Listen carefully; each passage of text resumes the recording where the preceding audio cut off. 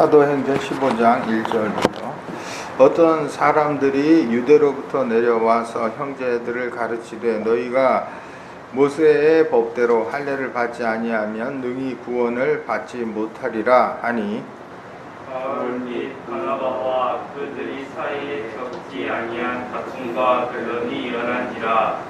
형제들이 이 문제에 대하여 바울과 바나바와 및 그 중 몇 사람을 예루살렘에 있는 사도와 장로들에게 보내기로 작정하니라. 그들이 교회의 전송을 받고 베니게와 사마리아로 다니며 이방인들이 주께 돌아온 일을 말하여 형제들을 다 크게 기쁘게 하더라.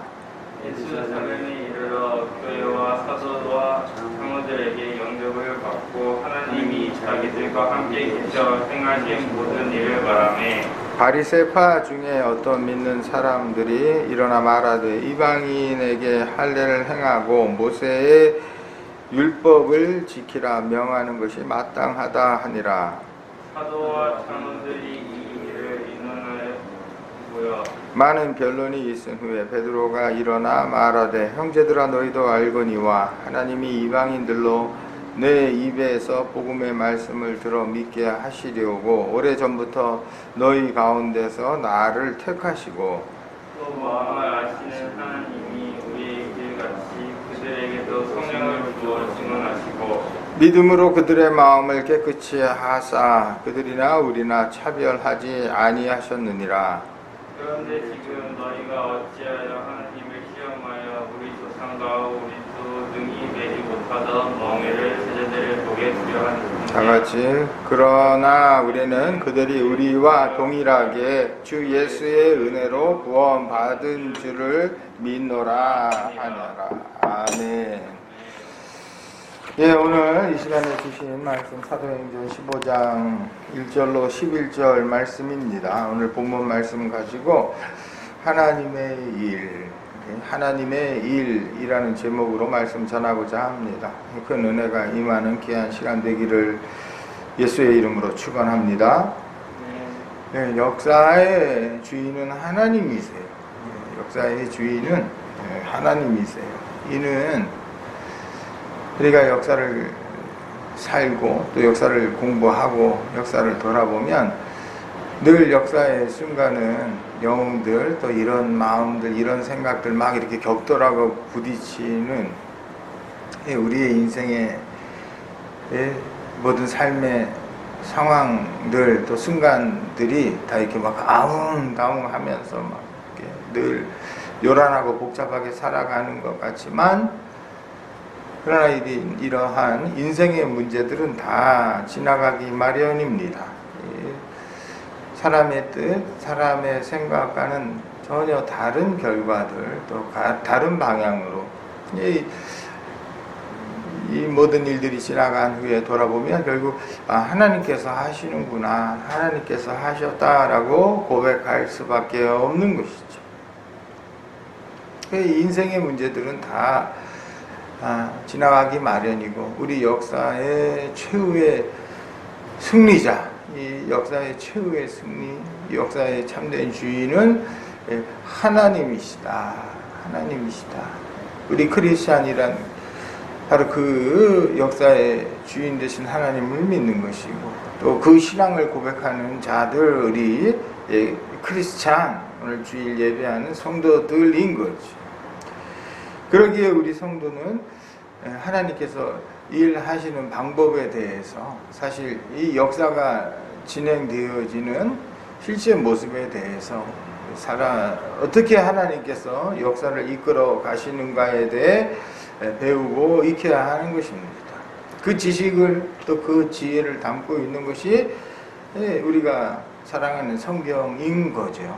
성경을 통해서 성경의 수많은 얘기들을 통해서 하나님께서 어떻게 역사를 이끌어 가시는지를 보여주시는 것입니다. 그렇게 모든 성경의 주인공은 하나님이신 거고 하나님이신 거죠.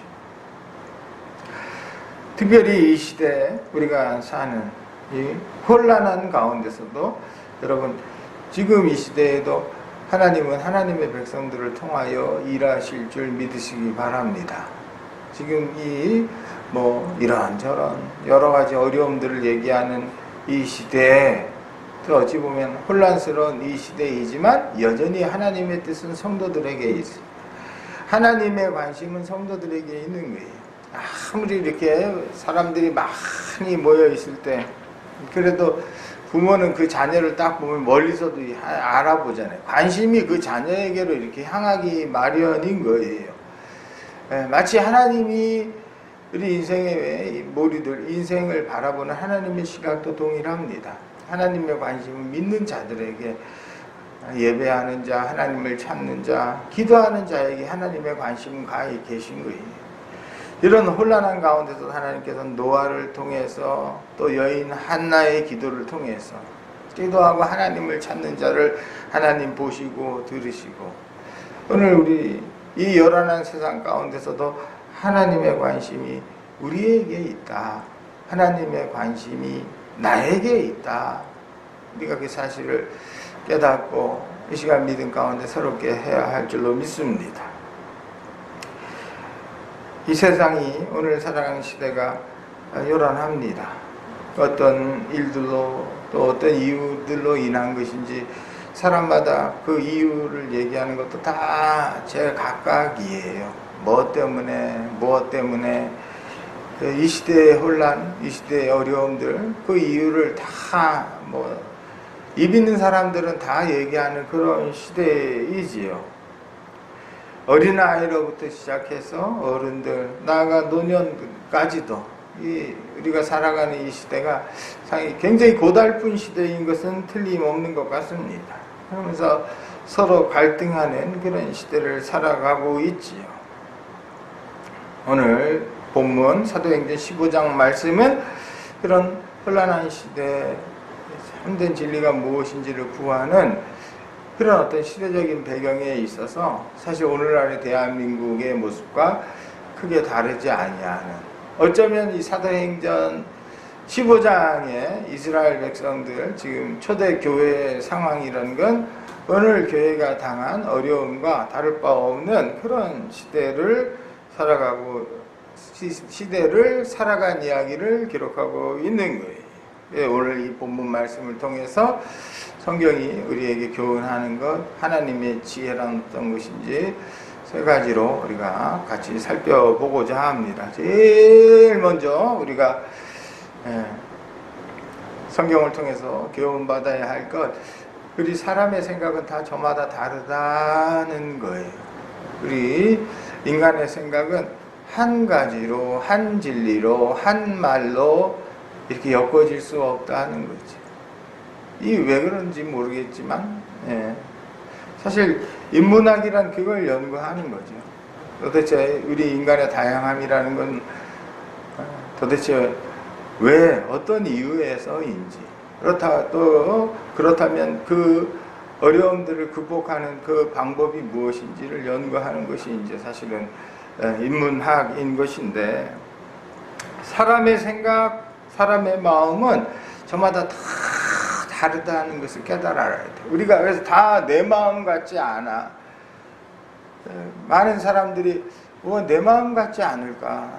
나는 그런 마음이 아닌데 왜 저들은 내 마음과는 다른 마음을 가지고 있을까? 때로는 분노하고 때로는 실망하고 내 마음 같지 않음에 대해서 우리는 이상하다 생각하잖아요. 사실 그 마음의 그 갈등들, 그 어려움들을 겪어내는 것이 이제 천년과 중년의 때까지 그 배움인 것 같아요. 그래서 미리 우리가 성경을 통해 깨닫는 게 굉장히 중요해요. 사람은 저마다 마음과 생각과 뜻이 다 다를 수밖에 없다는 거예요. 내가 가진 환경, 내가 가진 지식, 이건 나밖에 갖지 못한 거예요. 우리 인간은 저마다 상황과 어떤 위치, 조건이 다 다르기 때문에 자기가 본 곳에서 바라본 세상, 자기가 선 곳에서 또 자기가 경험한 것을 통해서만 세상을 바라볼 수밖에 없는 거예요. 이거 전혀 다른 거죠. 남쪽에서 북쪽을 바라보고 있는 사람과 북쪽에서 남쪽을 바라보고 있는 사람, 남자가 여자를 바라보고 여자가 남자를 바라보는 뭐 이런 것부터 시작해서 같은 형제 가운데서도 우리가 보면 그렇잖아요. 첫째 자리와 둘째 자리가 이미 다른 거예요. 태어나면 벌써 환경과 조건이 다른 것이죠. 다른 어떤 경험들과 지혜를 가지고 인생을 살아갈 수밖에 없는 것입니다. 초대교회 오늘 본문에도 보면 할례 문제가 발생하고 있는 걸 볼 수가 있습니다. 1절 같이 읽어봅니다. 1절 시작. 어떤 사람들이 유대로부터 내려와서 형제들을 가르치되 너희가 모세의 법대로 할례를 받지 아니하면 능히 구원을 받지 못하리라. 아멘. 네. 너희가 모세의 법대로 할례를 받지 않는다면 구원을 받을 수가 없다라고 가르치는 자들이 있더라는 거예요. 유대로부터 지금 안디옥 교회 상황이잖아요. 바울과 바나바가 사역하던 안디옥 교회에 와서 가르치기를 바울은 안디옥은 오직 구원은 믿음으로 말미암는다라고 그렇게 깨닫고 그렇게 하나님으로 말씀을 받고 그렇게 가르쳤는데 유대에 있던 사람들이 와서 얘기한다는 거예요. 이스라엘 사람들이 이스라엘 유태인들이 와서 지금 안디옥 교회에 말하기를 할례를 받지 않고는 구원을 받지 못할 것이다 라고 할례 받을 것을 요구했던 것이죠. 이스라엘 지금 이들이 보니까 그들의 배경이 오늘 본문에도 나타나지요. 히브리파 출신이라고 그랬어요. 그러니까 히브리파가 아니라 바리새파 출신 중에서 바리새인들 가운데 기독교인이 된 사람들이 있었던 거지요. 그들이 율법에도 이미 율법에 정통했던 사람들인데 그래서 어떤 지식적인 배경이나 저들의 경험에는 율법이 굉장히 와 있는 거예요. 바리새파 출신 그 가운데 그러나 이제 머물러 있지 않고 복음을 듣고 예수를 그리스도로 영접한 자들이 있었던 거예요. 그들은 힘써서 왜냐하면 신약은 곧 구약을 폐기하는 것이 아니잖아요. 그러니까 예수 그리스도로 인해서 우리가 예수 그리스도를 믿는 믿음으로 구원을 받지만 그러나 당연히 할례도 받아야 한다. 그러니까 우리 신앙의 어떤 절차에 있어서 우리가 할례도 받고 또 어떤 조건들 이런 것들에 익숙해 있기 때문에 그런 주장을 자연스럽게 당연히 또 할 수가 있었던 거지. 율법이라는 게 다 이 세상의 모든 것들은 다 유한한 거예요. 다 이게 영원한 것이 아니라 그 시기 그 상황에 따라서 필요한 것들이 있고 또 그 시대가 지나가면 폐해져야 할 것들이 있는 거지. 우리가 예수 그리스도께서 이 땅에 오시기까지 율법은 예수 그리스도 이 땅에 오실 그리스도에 대한 예표이고 모형이다 얘기할 수 있어요. 이 율법이 악하고 그것이 폐해진 것이 아니라 그래 율법의 의미는 이 땅에 오실 예수 그리스도를 깨닫게 하는 예수 그리스도에게로 인도하는 그런 의미가 있었던 거죠. 율법이 이스라엘에 있었기에 예수께서 이스라엘에 2000년 전에 중국이나 한국이나 미국에 가지 아니하시고 한국에 태어난 이유가 예수님께서 이스라엘에 태어난 이유가 바로 그것인 거죠. 율법이 구약의 말씀이 그들에게 있었던 거예요. 그렇기 때문에 저들은 자연스럽게 그 구약의 전통 습관 가운데 이스라엘 사람들에게는 그것이 이미 이제 상식인 거죠. 말 하나마나 아닙니까? 세례도 받아야 하지만 또 태어나자마자는 할례도 받아야 하는 겁니다. 그거 뭐 그건 말 하나마나 아닙니까? 저들은 그렇게 생각했던 것입니다. 우리들 오늘의 신앙생활 모습 가운데서도 그런 문제들을 많이 볼 수가 있어요. 제가 어려서 기억해 보면 주일날 매매하는 것이 이제 그랬어요. 70년대 이럴 때 주일날 뭐 물건을 사고 돈을 쓰고 하는 것이 이 큰일 났는 줄, 뭐 절대 그래서는 안 된다라고 배우고 또 그런 줄 알았지요. 그러나 시대가 지나면서 오늘날 이렇게 돈을 사용하지 않고는 지금은 이동도 하기가 어렵잖아요. 지하철 타고 멀리서 성도들 올 때 경제적인 어떤 행위들이 있어야지 가능한 시대가 되고 말았던 거지. 사람 가운데 잘 이렇게 이 다양한 시각, 다양한 경험들, 하나님께서는 그런 다양한 생각들을 사용하셔서 하나님의 역사를 이끌어 가신다.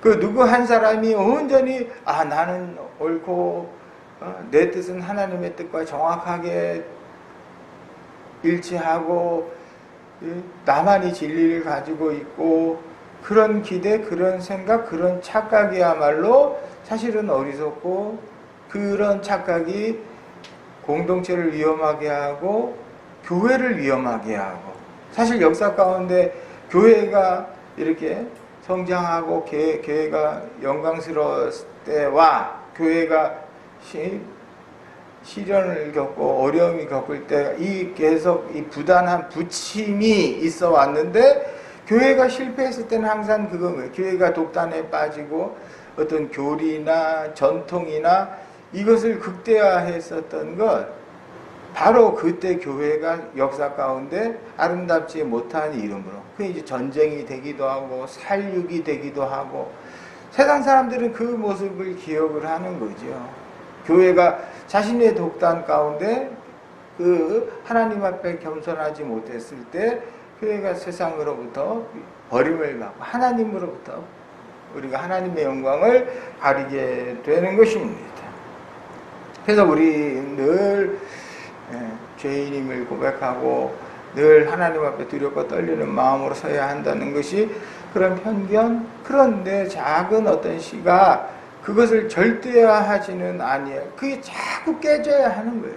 이 어린아이는 자기가 그 세상의 주인이에요. 근데 그게 자꾸 경험을 하면서 다양한 사람들을 만나고 그러면서 깨지면서 저 사람도 이해하게 되고 저희 이런 생각 그 다양한 사상들과 생각에 대해서 어떤 통찰과 지혜를 갖게 되는 것 그게 이제 진정한 성인이 진정한 성도가 가야 할 방향인 거지. 그 두 번째로 그런 가운데 초대교회는 소통하는 교회였다는 거예요. 할렐루야. 다양한 생각들이 가능해요. 그래서 사실 근대 헌법적인 가치, 근대에 이르러 중요한 헌법적인 가치가 양심의 자유잖아요. 무슨 생각이든지 할 수 있다. 그건 곧 하나님의 나라에서 온 가치인 거죠. 그 다양한 생각들이 그러나 소통되어져야 한다는 거예요. 그것들이 이제 어떻게 다른 사람을 이해할 것인가? 또 나의 생각, 또 내가 어떤 가진 가치들, 그걸 또 어떻게 내가 효과적으로 잘 전할 수 있을까? 이게 이제 소통인 거잖아요. 소통이라는 게 그냥 뭐 듣는다고 해서 다 소통이 아니에요. 듣지 못하는 자들이 있어요. 말을 하면 꼭 딴소리 하는 사람들이 있어. 꼭 이렇게. 그래서 우리가 영어 시험에도 보면 듣기 평가들이 있잖아요. 똑같은 본문을 얘기해도 그거 제대로 잘 알아듣는가를 시험하는 거죠. 사실 한국어도 마찬가지. 한국어를 우리가 제대로 자신의 생각을 이야기하고 듣고 하는 것이 굉장히 어려운 거지요. 물론 우리는 인터넷 시대에 어떤 발달된 현대 문명 가운데 우리는 착각하고 있어요. 넘치는 어떤 이런 수단들로 인해서 많이 소통하고 대화하는 것 같지만 그래서 그 가운데 이제 어떤 일치감 함께 한다라고 우리가 느끼지만 실제로는 진정한 소통이 되지 않는 경우들이 너무나 많다는 거예요.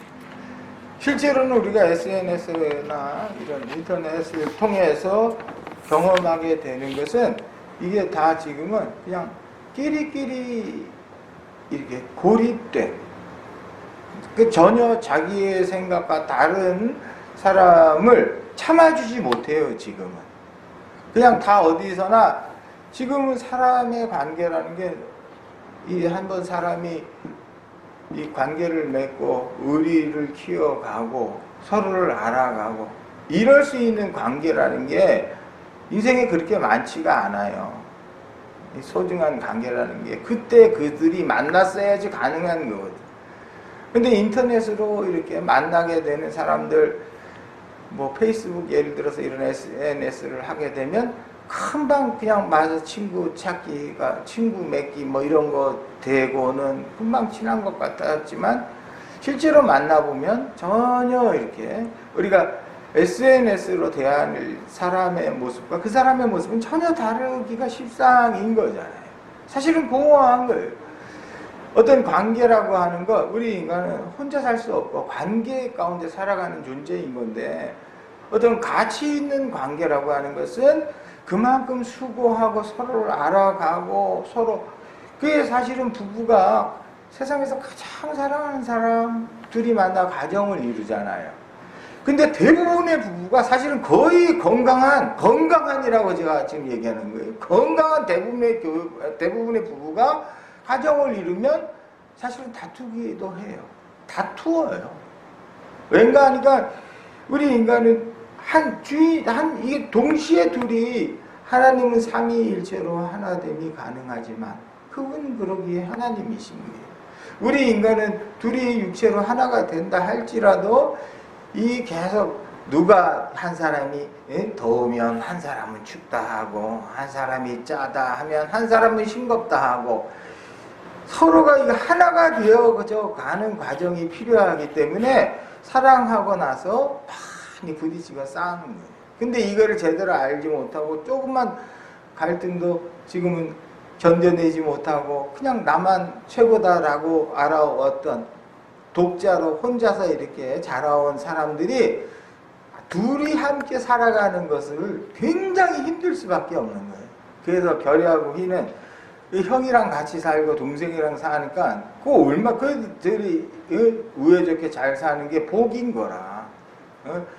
형이랑 잘 살고 동생이랑 잘 살면 언젠가 만날 사랑하는 아내와는 얼마나 잘 살겠어. 원래 형이랑 사는 게 힘든 거야. 형이라는 놈들은 다. 동생이랑 사는 것도 귀찮은 거야. 우리 장로님도 남자 형제들이 많으셨잖아요. 나도 형이 없어가지고 누나도 없고, 그래서 개인적인 얘기지만 늘 속으로 누나가 있었으면 좋겠다. 나는 또 이모도 없어가지고 누나, 이모 이런 로망이 있었어요. 누나가 있으면 얼마나 좋을까. 내 친구들 보면 누나가 용돈도 주고 막 그러는데, 근데 그러면서도 형이 있으면 좋겠다 그 생각은 한 번도 안 들더라고. 형이 있어보면 때릴 것만 같고.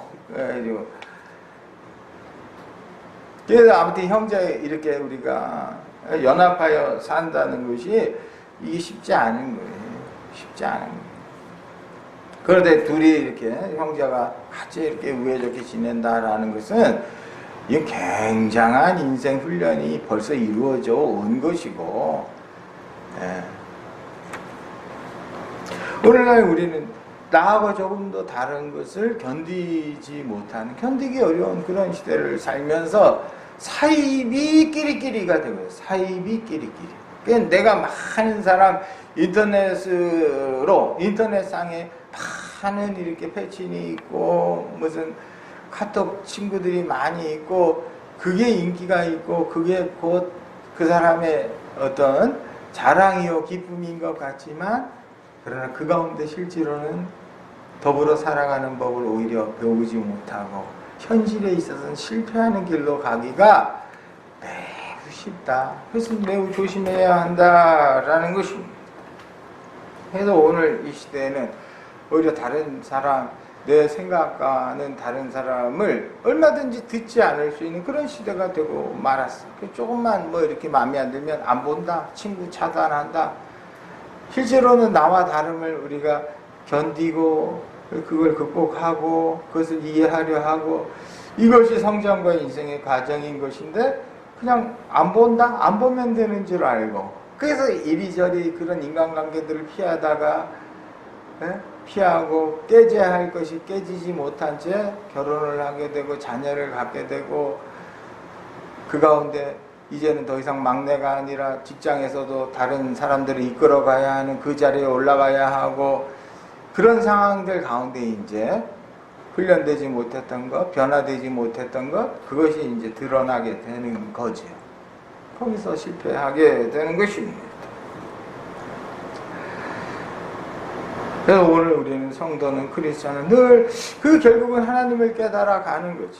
우리가 인생을 살아감에 있어서 하나님의 시각으로 우리 인생의 문제를 바라볼 수 있어야 하는 거예요. 내 감정, 내 이유가 아니라 하나님의 시각으로.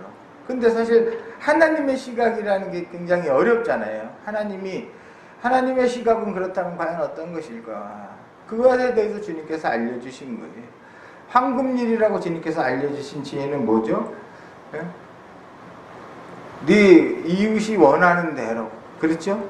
다른 사람이 원하는 것, 다른 사람이 뜻하는 내가 원하는 것이 아니라 다른 사람의 입장에서 생각해 보는 것, 그것이 성경이 우리에게 가르치는 성도의 지혜인 거예요. 내가 원하지 않는 것을 다른 사람에게 시키지 않고 내가 싫은 거면 다른 사람도 싫어하는 것이다 라는 것으로 우리가 관계의 문제들을 돌아봐야 하는 거죠. 역지사지한다 그러죠.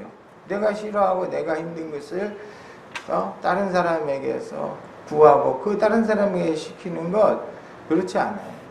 그거 주님께서 우리에게 알려주신 하나님의 뜻이라는 것은 결국 다른 사람을, 형제를 내 몸같이, 이웃을 내 형제와도 같이, 내 이웃에 대해서 내 몸과 같이 사랑하라. 내 이웃을 내 몸과 같이 사랑하라 라는 것, 그것이 주님께서 가르쳐 주신 구체적인 실체의 삶의 모습인 것입니다. 마지막으로 그래서 우리가 기억해야 할 것, 하나님께서는 그런 관계 가운데 하나님이 역사하신다는 거예요. 할렐루야. 우리가 이렇게 사람을 포기하지 않고 사람들에게 부단히 다가가고 어떤 관계를 맺어가고 그게 지혜이고 그게 힘인 거예요. 그냥 나 혼자서 이렇게 무슨 문제를 내 안에서 해결하고자 하는 것이 아니라 끊임없이 어떤 나와 다른 사람들을 만나고 다른 이야기를 듣고 토론하고 경험하고 이 관계를 통해서 하나님은 성도를 변화시키고 교회를 변화시키고 그 시대를 변화시켜 갔다는 것입니다. 하나님은 어디서 일한다고요? 관계 가운데. 그 다른 가운데 하나님은 역사하신다라는 것입니다. 최초에 여러분 이 복음이 유대교회였잖아요. 어찌 보면 원형이 사람들이 세상 종교사적인 관점에서 보면 기독교는 유대교회에서 온 거잖아요. 유대계 구약을 가지고 나와서 초대교회 사도행전과 예수님 시대는 사실 신약성경이 써있지 않은 시대예요. 그 예수님과 사도들이 얘기하는 경전은 다 구약인 거잖아요. 구약의 말씀 아니면 예수님께서 직접 하신 말씀을 저들이 기억하고 있는 것이죠. 직접 예수님께 들은 말씀이거나 구약의 성경. 예수님께서도 우리가 복음서를 보면 구약의 예언서들, 구약의 선지서들을 통해서 구약의 말씀이 굉장히 예수님도 밝았다는 걸 볼 수가 있어요. 그 교회가 구약의 어떤 성회, 시나고게라고 하는 교회가 성전에서 교회로, 성전 시대에서 교회 시대로 변화함에 있어서 몇 가지 중요한, 그때마다 중요한 결단들이 이루어지는데 제일 처음 교회가 사실 부탁드린 유대교와 다른 처음의 문제는 우리가 잘 아는 것처럼 이방인들에게 복음을 전하는 문제였다는 거 기억하시죠? 원래 유대교적인 관점에서 여호와 하나님, 이 이스라엘만의 하나님이신 거예요. 근데 그 여호와 하나님의 말씀, 여호와 하나님의 가르치심을 이방인들에게 전한다는 것이 유대인들 기준에서는 그게 받아들일 수 없는 거예요. 이 유대교는 선교하지 않아요. 유대교는 전도하지 않아요.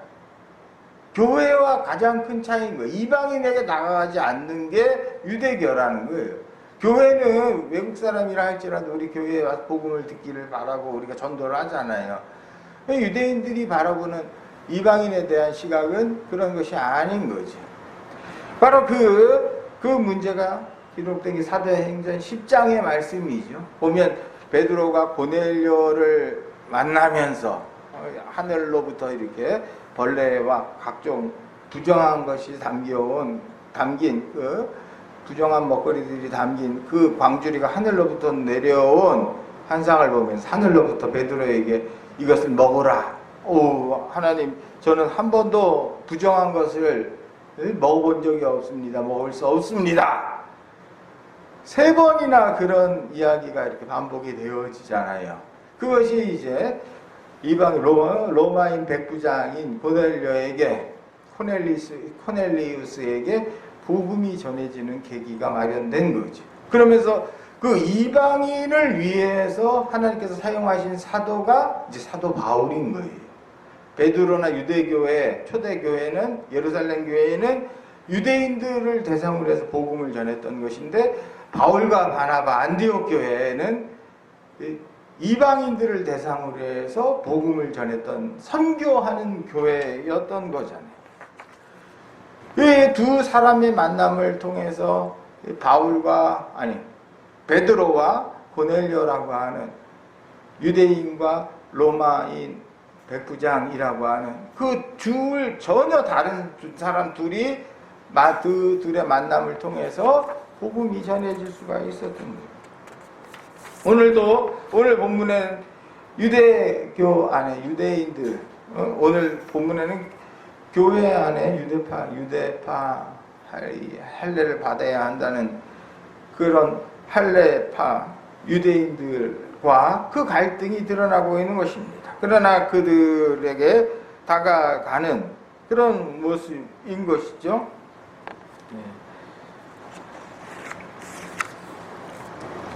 그래서 오늘 우리가 세상에 다가감에 있어서 무엇보다 중요한 것이 오늘 크리스찬은 세상 가운데서 전혀 다르고 다가가야 함에 있어서 중요한 건 이제 예의예요. 예의. 서로가 서로를 이해하고 서로가 서로에게 다가가고자 하는 그런 마음들. 근데 오늘 이 시대는 그 부분을 잃어버린 것 같아요. 오늘 목사님들이라 할지라도 또 이렇게 우리 주변에서 보면 어떤 판단의 옳고 그름을 가지고 그냥 자신이 정의라고 예의 없이 얘기하는 사람들이 굉장히 많아졌어요. 근데 우리가 그 모습을 보면서 때로는 우리가 통쾌하고 또 그 인기가 있고 하지만 그건 하나님의 방법이 아닌 거죠.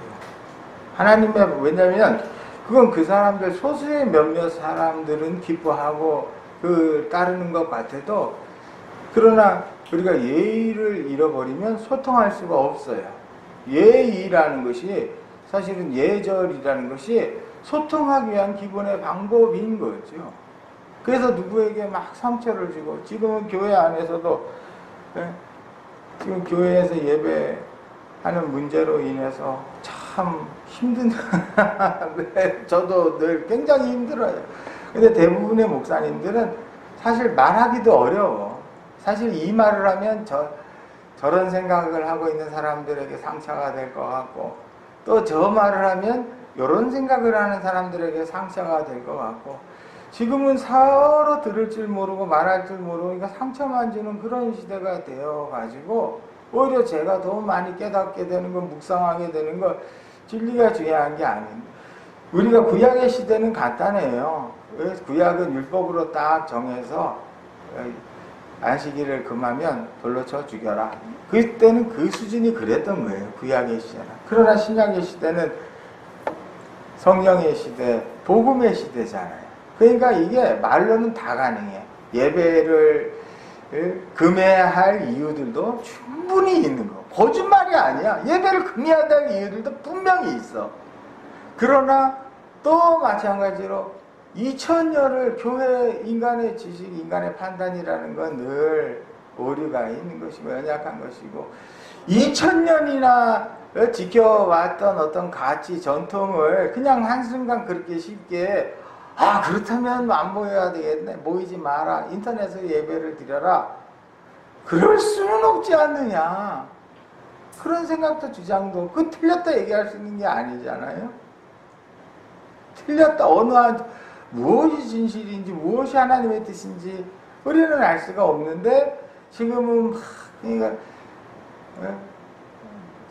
우리가 잘 모르는 사람들, 성도들이 세상에서 그런 어떤 기사와 댓글들을 보면 그냥 우리의 마음들이 어렵고 뭔가 교회가 잘못하고 있는 것 같이 그러나 그렇게 얘기하고 쓰는 사람들이 정상적인 사람들은 있을 수가 없어요. 약간 다 소시오패스 같은 사람들이 하다못해 제가 목회자나 가운데서도 실망하는 사람들이 굉장히 많아요. 이게 자기가 우리가 어떻게 무엇이 참이고 무엇이 거짓인지 어떻게 자신을 확신할 수 있어서 지나온 교회를 비난하기도 하고 자기는 깨어있는 것 같기도 하고 그렇다고 해서 교회가 또 세상의 두려움, 어떤 시대적인 판단을 하지 못한 채 그냥 무조건 또 이렇게 예배만 해야 한다 하는 어떤 무리를 일으키는 그런 사람들도 있고 그러나 그 사람들이 여러분 그걸 우리가 깨달아야 돼요. 다 소수예요. 다.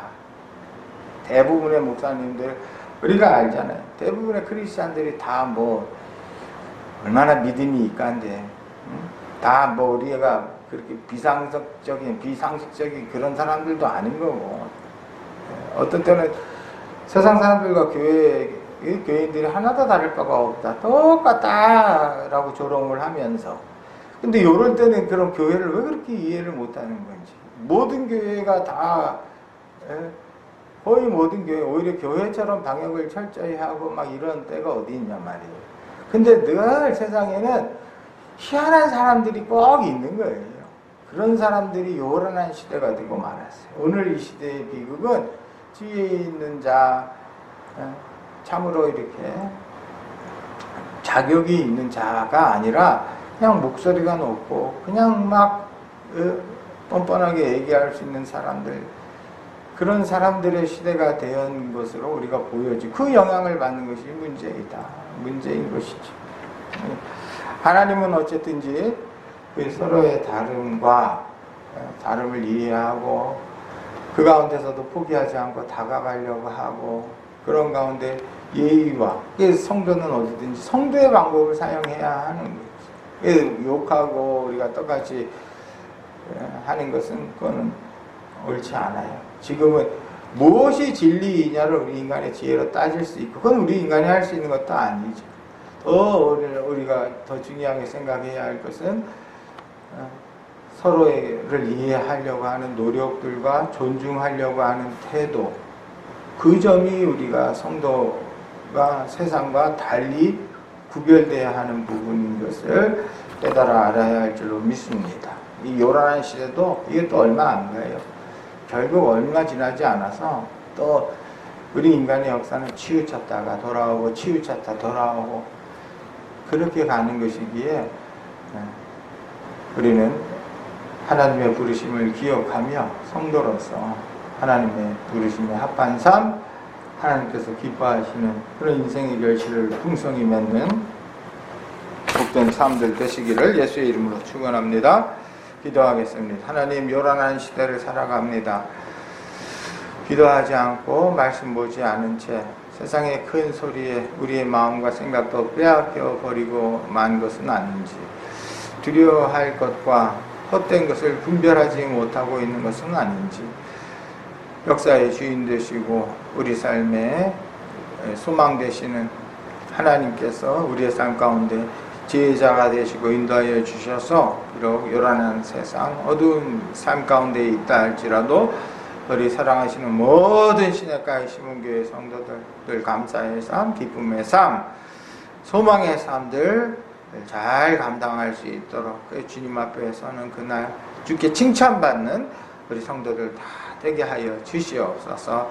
담대한 믿음과 기도의 소망을 잃지 아니하는 또 한 주간 되게 하여 주시옵소서. 이 나라 민족을 긍휼히 여기시고 지금도 주여 드러나지 아니하는 가운데 주님 나라를 위해서 기도하며 헌신하는 모든 이 땅의 교회들 전 세계의 주님의 몸된 교회들 주여 주님의 은혜가 필요합니다. 주님 긍휼히 여기시고 불쌍히 여겨 주시옵소서. 모든 것 의지하고 예수님 이름으로 간절히 기도드리옵나이다. 아멘. 축도로 마칩니다. 이제는 우리 주 예수 그리스도의 그가 놀라우신 은혜와 하나님 아버지의 극진하신 사랑하심과 늘 믿음 있게 하시고 또 새롭게 하시는 성령님의 놀라운 역사의 주인 되신 여호와 하나님을 기뻐하며 주님 바라보며 주님의 뜻에 합한 삶 또 주님의 지혜 가운데 승리하는 삶 살기를 소망하는 모든 사랑하는 성도들 머리머리 위에